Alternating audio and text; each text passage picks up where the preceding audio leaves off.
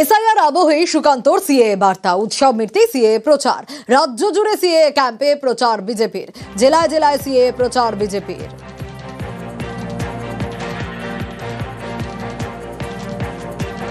সিএটা হচ্ছে আমাদের বাংলার বিজেপির ক্ষেত্রে it is related to our heart. আমরা প্রতিশ্রুতিবদ্ধ, আইডিওলজিক্যালি উই আর কমিটেড যে বাংলাদেশ থেকে আসা হিন্দুদের আমরা নাগরিকত্ব দেব। সবাই তো পালিয়ে আসতে পারেনি, কিছু মানুষ তো ওপারে থেকে গেছে, তাদের কি হবে? আমরা আগামী দিনে শিবির করে ফর্ম ফিল আপ করাবো, প্রয়োজনে সিএ এর মাধ্যমে তারা নাগরিকত্ব পাবে। সিএ এর ক্যাম্প পশ্চিমবঙ্গে অনেকে করছে, আমি তো প্রস্তাব দেব তৃণমূলকেও সিএ ক্যাম্প করার জন্য।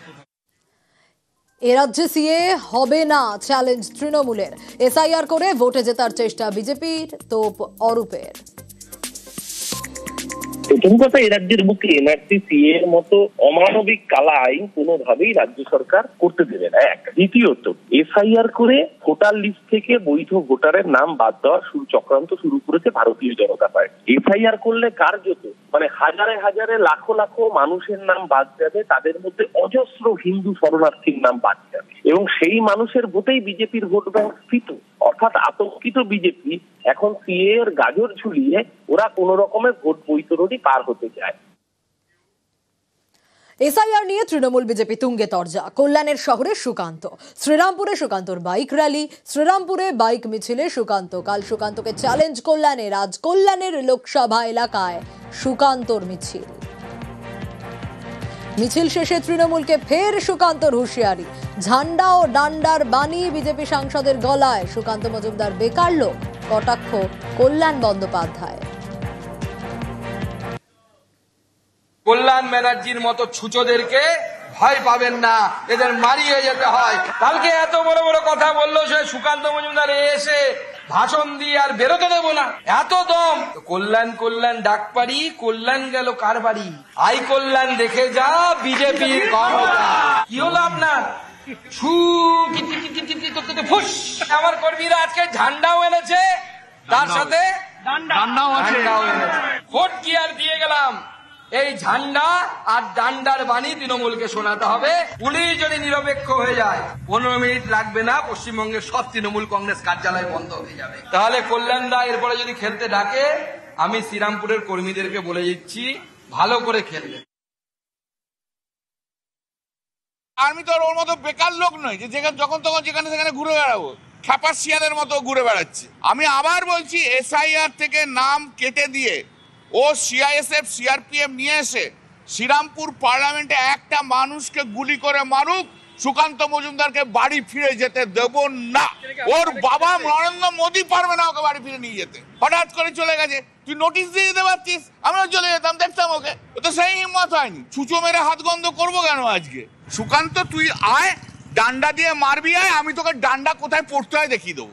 মোদী যতদিন আছে ততদিন এগুলো রয়েছে, মোদী না থাকলে কুকুর বিড়ালে সুকান্তদের টেনে নিয়ে তুলে চলে যাবে। ভোটার লিস্ট থেকে 100রও বেশি নাম বাদ। উত্তর দিনাজপুরের গোয়ালপুকুরে চাঞ্চল্যকর অভিযোগ, আর এ নিয়ে রাজনীতির হাওয়া গরম।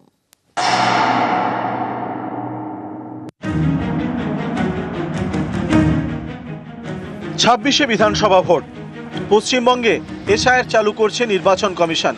উত্তর দিনাজপুরে শুরু হয়েছে ভোটার তালিকা সংশোধনের কাজ। এই জেলারই গোয়ালপুকুরে 100-র বেশি ভোটারের নাম বাদ দিয়েছে বলে অভিযোগ, যা নিয়ে জোর শোরগোল। তৃণমূলের দাবি, সম্প্রতি তারা ভোটার তালিকা সার্ভের কাজ শুরু করে, তখনই সামনে আসে গোয়ালপুকুর 1 নম্বর ব্লকে একের পর এক ভোটারের নাম বাদ গিয়েছে।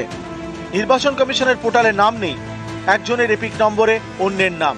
যাদের নাম বাদ গিয়েছে তারা চিন্তায়। 2024-এ ভোট দিয়েছিল আর এখানে নাম কাটে গেছে। কি করে বুঝলেন? ইনকোয়ারি গেছিল, ইনকোয়ারিতে দেখা যাচ্ছে নাম নাই। কি চাইছেন এখন? ভোটার লিস্টের নাম উঠাবো না। কি করে কাটলো আমি তো জানি না। এখন যখন আমি ইনকোয়ারি গেল আমার কাছে, তাই বললো যে আপনার নাম নাই। আমি এখানে আসছি, বেলার কাছে আছি। ভোটার তালিকায় যাদের নাম বাদ গিয়েছে তাদের নিয়ে গোয়ালপুকুর 1 নম্বরের বিডিওর দ্বারস্থ হন তৃণমূল ব্লক সভাপতি। সকলের নাম তালিকায় তোলার আবেদন করেন।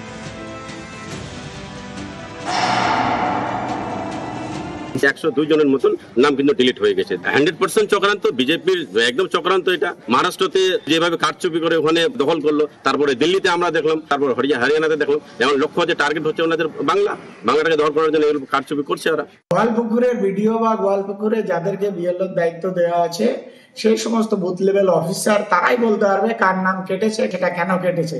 সেই জবাব তো বিএলওকে দিতে হবে। বিএলওর উপরে যে আছেন ভিডিও, সেই জবাব ভিডিওকে দিতে হবে। এখানে তো বিজেপি ভোটার লিস্ট তৈরি করেনি। গোয়ালপুকুর থেকে চঞ্চল মোদক, নিউজ 18 বাংলা। পাহাড়ে কেন্দ্রের মধ্যস্থতাকারী নিয়োগে আপত্তি, প্রধানমন্ত্রীকে চিঠি মুখ্যমন্ত্রীর। প্রাক্তন ডেপুটি এনএসএ কে মধ্যস্থতাকারী নিয়োগ কেন্দ্রের।